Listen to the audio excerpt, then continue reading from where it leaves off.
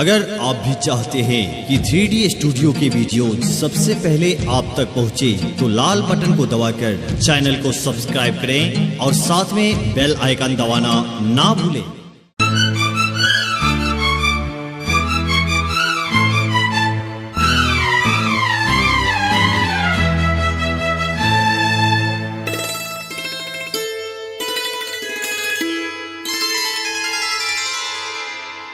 सुनु दुख हमरियो भोला दानी हमर ई दुखरा सुनियो कने न जानियो बाबा पूजा और भक्ति अहीं के चरण में भजन गाबछी। सुनु दुख हमरियो भोला दानी हमर दुख रा बाबा सुनियो कनी।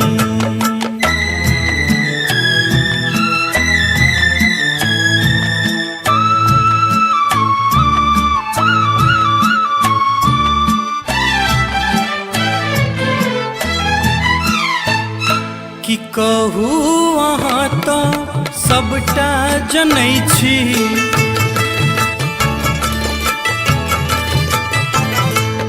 तैयो अपन नयन मून ने छी।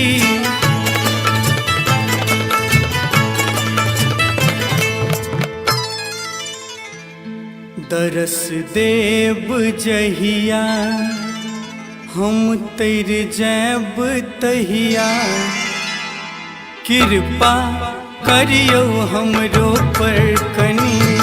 सुनु दुख हमरियो भोला दानी हमर दुख रा बाबा सुनियो कनी।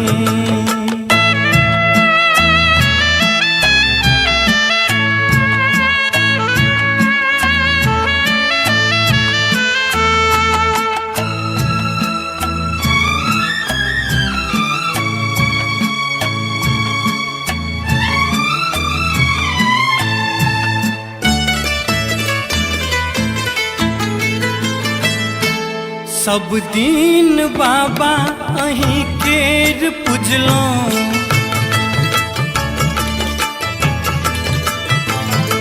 हमर दुख बाबा तैयो न सुनलों।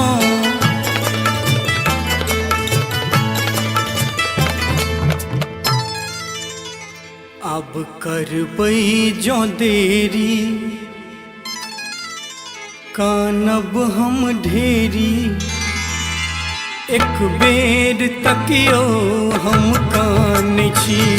सुनु दुख हमरियो भोला दानी हमर दुख रा बाबा यो सुनियो कने।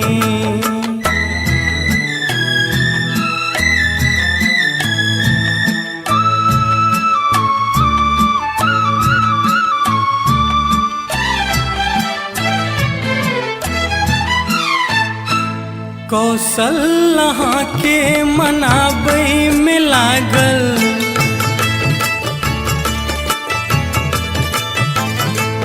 दीपक के दुनिया कहै छै अभागल।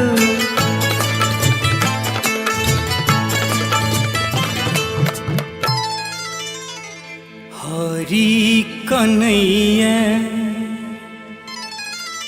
अहीं सँ कहैया, दियौ ध्यान अनठबियो जुनी। सुनु दुख हमरियो भोला दानी हमर दुख रा बाबा यो सुनियो कनी। न जानियो बाबा पूजा और भक्ति अहीं के शरण में हम गाबै छी।